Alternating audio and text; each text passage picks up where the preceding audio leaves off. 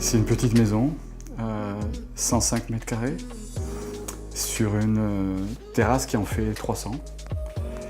Et c'est une maison qui est installée, qui est constituée de plein de transparences. Pour moi, l'emploi de la menuiserie, il est essentiellement lié aux soins qu'on doit apporter au verre. Et ce qu'il faut faire avec la menuiserie, c'est non pas faire en sorte que la menuiserie, on ne voit qu'elle, mais la menuiserie doit s'effacer. C'est-à-dire que la présence de la menuiserie doit diminuer devant les qualités optiques du verre qui servent la transparence de l'architecture. Et on a choisi de se livrer à des jeux particuliers, comme il y a dans Mondo, c'est-à-dire de bâtir les murs en pierre qui constituent l'enceinte, la protection, la relation au voisinage aussi.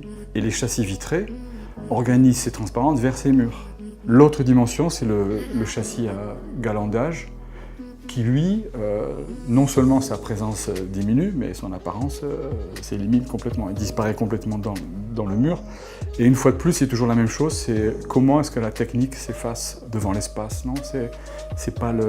La technique ne doit pas dominer.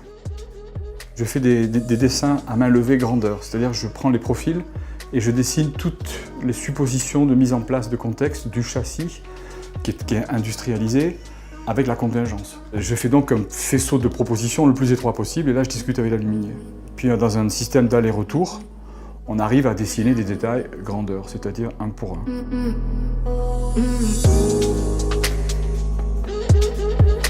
Sur ce projet, la particularité, c'est d'avoir deux gros galandages de 3 vantaux et qui permettent d'être à la fois à l'intérieur et à l'extérieur de la maison. On a choisi donc du châssis fixe FY, après des ouvrats à frappe et du coulissant galandage GY. Donc l'avantage de ce coulissant, c'est qu'il nous a permis de travailler avec des gros volumes verriers et de pouvoir encastrer le rail en haut et en bas sur le coulissant.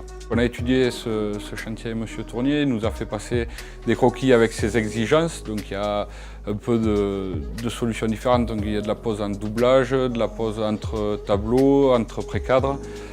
Et donc en fonction de ces demandes, on a réussi à atteindre ces objectifs. C'est un très beau produit, après avec une réalisation architecte qui est vraiment très jolie.